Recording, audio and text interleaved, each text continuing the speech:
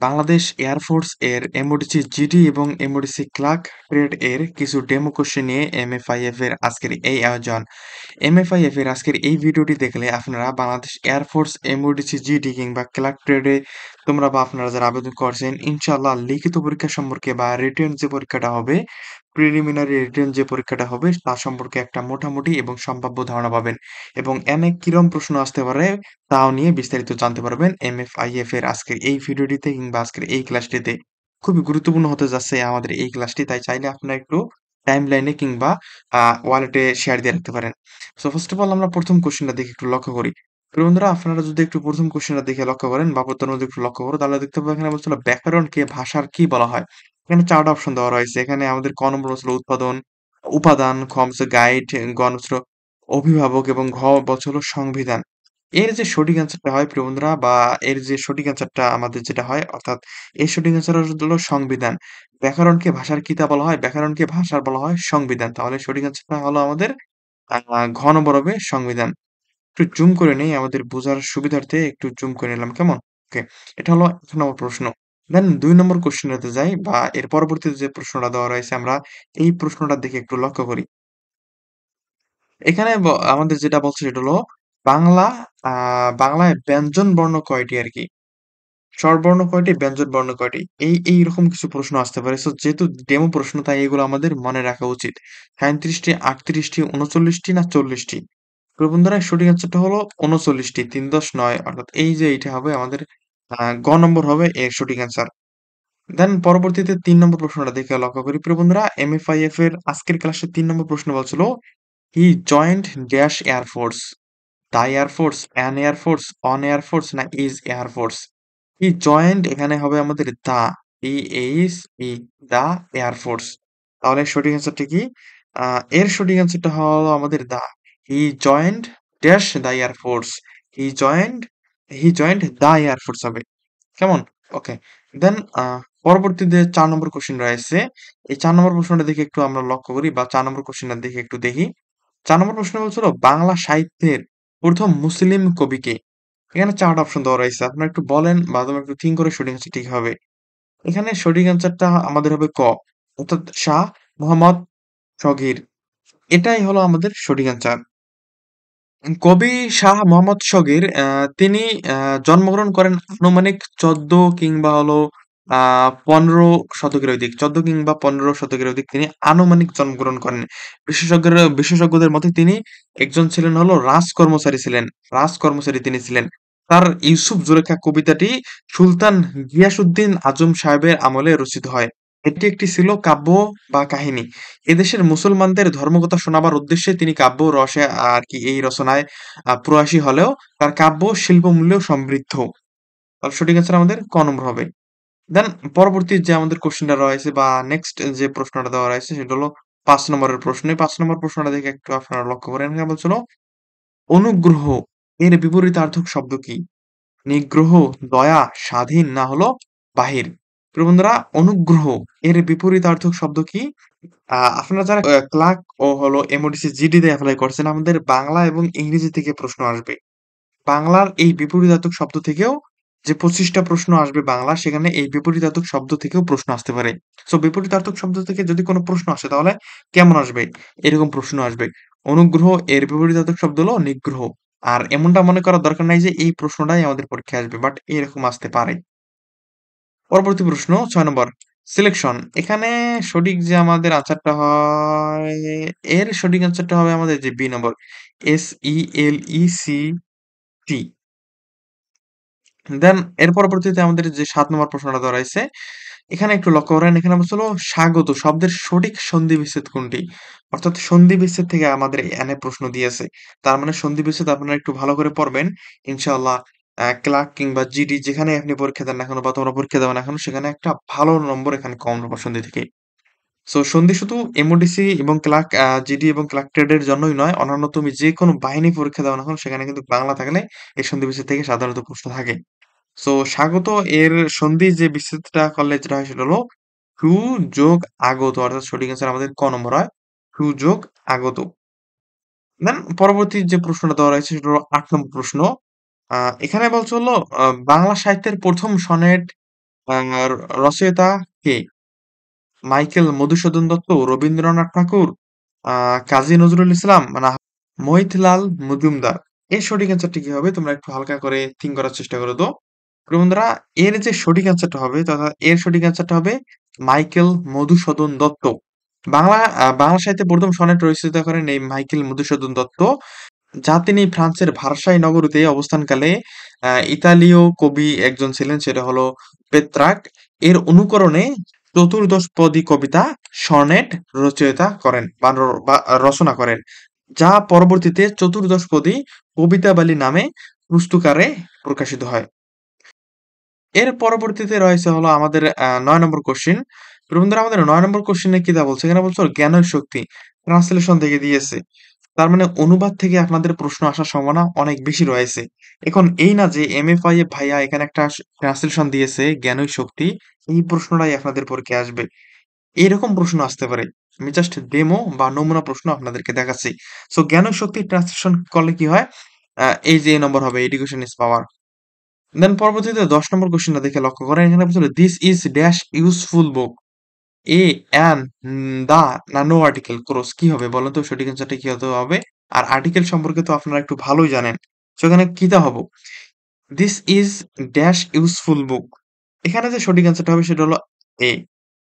এখন আপনি বলবেন যে এ কেন? এটা ইউজফুল তো বলছে। হ্যাঁ, দেখেন এখানে ইউজফুল শব্দটি কনসোনেন্ট সাউন্ড দিয়ে শুরু হলেও এখানে উচ্চারণটা হবে ইউ এ ইউ। বুঝতে পেরেছেন? এই ইউ দিয়ে শুরু হইছে। মানে আমাদের এখানে ইউজফুল যে শব্দটা রয়েছে না, এটার সাউন্ড যদিও কনসোনেন্ট সাউন্ড দিয়ে শুরু হয় বা শুরু হয়, তবুও এর যে ইয়াটা হয় অর্থাৎ সাউন্ড করে আমাদের ইউ দিয়ে, এই ইউ দিয়ে। সো এই ক্ষেত্রে আমরা যেটা ইয়া করছি সেটা হলো সঠিক অ্যান্সার আমরা এ নিয়েছি। This is a useful book. আর এই প্রশ্নগুলোই আপনাদের কিন্তু জিডি এবং ক্লার্ক ট্রেডে আসবে।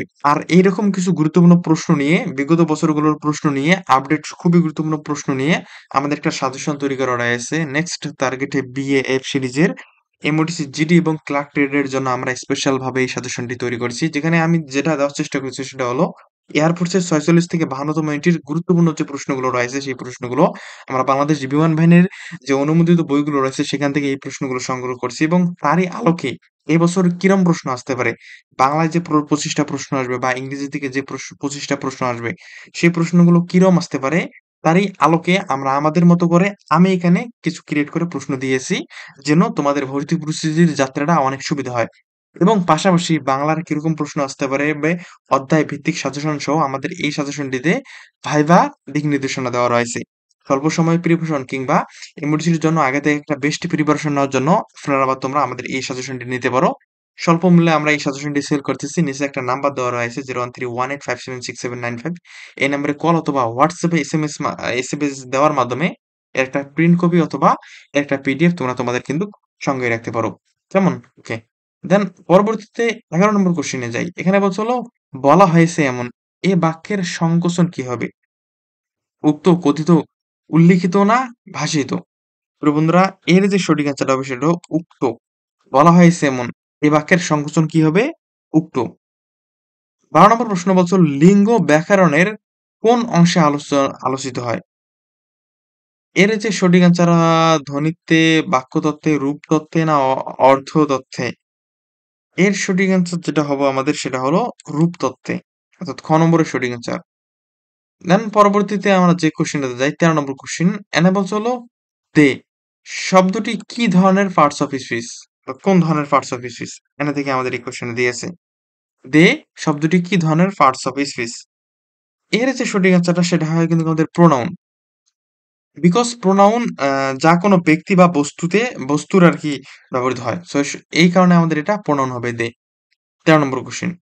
দেন ১৪ নম্বর কোশ্চেন বলছে সন্ধি শব্দের অর্থ সংযোগ, মিলন, শান্তি না সমাধান? সন্ধি শব্দের অর্থ কি হবে? প্রিয় বন্ধুরা, সন্ধির শব্দের অর্থ হলো মিলন। একাধিক পদকে মিলন, ২ বা ততোধিক পদকে মিলন, এটাকেই সন্ধি বলে। ১৫ নম্বর কোশ্চেন।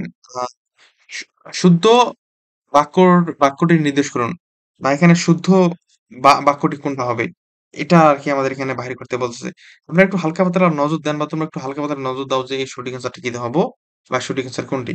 প্রিয় বন্ধুরা এই সঠিক অ্যান্সারটা যদি আপনারা একটু লক্ষ্য করেন তাহলে দেখবেন যে এখানে এই যে এখানে যদি দেখবেন রিপোর্টেড ভার্ব এই যে খ নম্বরটা দেখে লক্ষ্য করেন আমাদের রিপোর্টেড ভার্ব টোল্ড থাকলে এখানে কই দেওয়া রয়েছে টোল্ড এই যে রিপোর্টেড ভার্ব টোল্ড দেওয়া রয়েছে এখানেও চারটাতে দেওয়া রয়েছে বাট এখানে আমাদের রিপোর্টেড ভার্ব টোল্ড থাকলে রিপোর্টেড স্পিচ এর টেন্স পরিবর্তিত হয় কেমন? ওকে। সো এই কারণে আমাদের সঠিক অ্যান্সারটা কিন্তু খ নম্বর হবে। এই প্রশ্নগুলো একটু যদি বেশি করে প্র্যাকটিস করেন তাহলে কিন্তু রিটেন পরীক্ষায় এই প্রশ্নগুলো আসলে আই হোপ কেন জানি না মনে হচ্ছে আপনি ভালো করে পারবেন। দেন ১৬ নম্বর কোয়েশ্চেন এখানে বলছে হলো অ্যান্ড শব্দটি কি ধরনের পার্টস অফ স্পিচ অর্থাৎ পার্টস অফ স্পিচ থেকে প্রশ্ন সাধারণত আসে। সো অ্যান্ড কি ধরনের পার্টস অফ স্পিচ আ এর যে সঠিক অ্যান্সারটা হবে বা এর যে রাইট অ্যান্সারটা হয় সেটা হলো কনজাংশন। ক্যান কনজাংশন অ্যান্ড একটি কনজাংশন যা দুটি শব্দকে যুক্ত করে। এদের একটা শব্দ এদিকের একটা শব্দকে যুক্ত করলো এই অ্যান্ড দ্বারা। তো এইজন্য এটা কিন্তু অ্যান্ড হলো আমাদের কনজাংশন। এইভাবে যদি আপনারা একটু ধরে পড়েন, এই তো কয়েকটা দিন। এই কয়েকটা দিন যদি একটু আপনারা কষ্ট করেন, এইভাবে ধরে পড়েন, ইংরেজির প্রশ্নগুলো যদি ধরে পড়ো, বাংলার প্রশ্নগুলো ধরে পড়ো। আমি তোমাদেরকে একটা সহজ যুক্তি দেই বা একটা কথা বলি জাস্ট সস্তার উপর হালকা মোটিভেশন দেই। সেটা হলো যে কোনো আমার জানা মতে আমি যে এসএসসি পরীক্ষা দিয়েছি বা দাখিল পরীক্ষা দিয়েছি, এই যে বাহিনীগুলোতে পরীক্ষা দিয়েছি, অন্যান্য ক্ষেত্রে যে আমি পরীক্ষাগুলো দিয়েছি, কোচিং এ পরীক্ষা দিয়েছি, প্রাইভেটে পরীক্ষাগুলো দিয়েছি। আমার মনে হয় না যে কোনো পরীক্ষাতে এরকম জাস্ট ২ টা সাবজেক্টের পরীক্ষা হয়েছে। সেখানে জাস্ট ২৫ করে ৫০ মার্কের পরীক্ষা হয়েছে। আর তোমরা জানো যে তোমাদের পরীক্ষা হবে জাস্ট ২ টা সাবজেক্টের উপর। একটা হলো বাংলা আরেকটা হলো ইংরেজি। বাংলায় থাকবে ২৫ টা এমসিকিউ, ইংরেজি থেকে থাকবে হলো ২৫ টা এমসিকিউ। এই হলো ৫০ মার্কের একটা বেসিক পরীক্ষা হবে। খুবই সহজ। এই যে যারা বিসিএস পরীক্ষা দেয় বা ভার্সিটির পরীক্ষাগুলো দেয়, আমি তো এডমিশনও পরীক্ষা দিয়েছি। তারপর হলো এসএসসি বা দাখিল মাদ্রাসা এই যে স্কুলের যে পরীক্ষাগুলো দিয়েছি। সেখানে কোন পরীক্ষাতে কি জাস্ট বাংলার ২৫ টা এমসিকিউ, ইংরেজির ২৫ টা এমসিকিউ ছিল? না, ছিল না। ওখানে হিউজ পরিমাণে বই ছিল। Bangla, English, math, physics, chemistry, biology, তারপর হলো আমাদের এই যে হিস্টোরি, তারপর হলো আমাদের এই যে অ্যাকাউন্টিং, ম্যানেজমেন্ট এই যে বইগুলো ছিল। কতগুলো বই, কতগুলো পড়ে আমরা সেখানে কি করছি? আমরা সেখানে এ গ্রেড তুলছি। এ গ্রেড তুলছি, এ প্লাস তুলছি, এ মাইনাস তুলছি, বি পাইছি, সি পাইছি। তো এত ভালো আমরা কিন্তু রেজাল্ট করছি। তোমরা এই কয়েকটা দিন কষ্ট করে এই ২ টা সাবজেক্টের উপর একটা সহজ পরীক্ষা দিয়ে তোমরা ভালো করতে পারবা না? কেন তোমার মনে হচ্ছে? কেন তোমরা পারবা না? একটু কষ্ট করো। এই কয়েকটা দিন আমাকে সময় দাও। আমাদের সাজেশনটা নাও। নেক্সট টার্গেট বিএফ সিরিজের আমাদের সাজেশনটা নাও। সেখানে এরকম প্রশ্ন দেওয়া রয়েছে। আমাদের ক্লাসগুলো করো। ভাইয়া তুমি প্রচুর পরিমাণে পরবর্তীতে দেখবা যে অনেক পরিমাণে কান্না করবা এই সময়টাকে কাজে না লাগালে। সো যাই হোক আমার সাজেশন তোমার ভালো লাগে না, ক্লাসগুলো ভালো লাগে না। তুমি যে ভাইয়ের কাছে পড়তেছো সেই ভাইয়ার বইটা নাও, সে ভাইয়ের সাজেশনটা নাও। আর তোমার হাতের কাছে যে বইটা রয়েছে বাংলা এবং ইংলিশ তোমার বই অবশ্যই আছে। ব্যাকরণ আছে বা গ্রামার আছে বা তোমার হলো গাইড রয়েছে। সেই গাইডের তুমি বেসিক প্রশ্নগুলো পড়ো। ইনশাআল্লাহ সেখান থেকে দেখবা যে বাংলার ২৫ টা প্রশ্ন তুমি কমন পাবা। ইংরেজির ২৫ টা প্রশ্নও কিন্তু কমন পাবা। সো এই কয়েকটা দিন তুমি আমাকে সময় দাও। তোমার ভর্তি প্রিপারেশনটাকে আমি আরো মজবুত করে দেব ইনশাআল্লাহ। এর পরবর্তীতে আমরা ১৭ নম্বর কোয়েশ্চেনে যাই। এনে বলছে হলো আ যার আগমনে তিথি নেই, তাকে এক কথায় কিতা বলে? এখানে ৪ টা অপশন দেওয়া রয়েছে ক, খ, গ, ঘ। সঠিক অ্যান্সারটা কি হবে? প্রিয় বন্ধুরা এর যে সঠিক অ্যান্সারটা হবে সেটা হলো অতিথি। অর্থাৎ ক নম্বর এর সঠিক অ্যান্সার। দেন পরবর্তীতে ১৮ নম্বর কোয়েশ্চেনে বলছে আমাদের কি দিয়ে বলছে? এখানে বলছে she is good dash English. এই যে ড্যাশ এনে কিতে বসবে? ইন, এট, অন না ফর? অ এখানে আমাদের যেটা বসবে সেটা হলো এট বসবে। কে এট বসবে আমি যদি তোমাদেরকে হালকা পাতলা আমার জ্ঞান দিয়ে বুঝাই দেই। কে এট বসবে? গুড এট কেন হইল? এটা হলো একটা ফ্রেজ। অর্থাৎ কোন বিষয়ে বা কোন একটা জিনিসে এক্সপার্ট হওয়া। She is good at English. কেমন? সো এই কারণে আমরা এখানে কিন্তু এড বসাচ্ছি।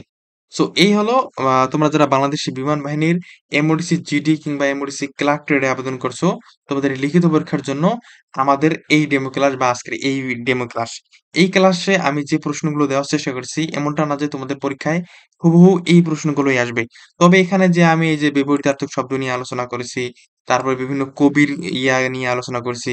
এই যে আমি যে আরকি পাংচুয়েশন মার্ক বা হলো প্রিপোজিশন, এই যে বাংলা ব্যাকরণ নিয়ে যে আলোচনা করছি, এই যে ব্যাকরণ যে অংশগুলো নিয়ে আলোচনা করছি, এখান থেকে তোমরা ভাইয়েরা 100% প্রশ্ন কমন পাবা। এটা লিখে রাখো। তুমি প্রশ্ন কমন না পাবা, তারপর এসে আমাকে উড়াধুরা গালি দিও বা আমাকে উড়াধুরা বলো, কোনো প্রবলেম নেই। বাট তুমি তো পড়বা। এই প্রশ্নগুলো পড়ো, আমাদের এই সাজেশনটা নাও, আমাদের ক্লাসগুলো করো। ইনশাআল্লাহ আমার কেন জানি না মনে হচ্ছে তুমিও হতে যাচ্ছ এখানকার একজন গর্বিত সদস্য।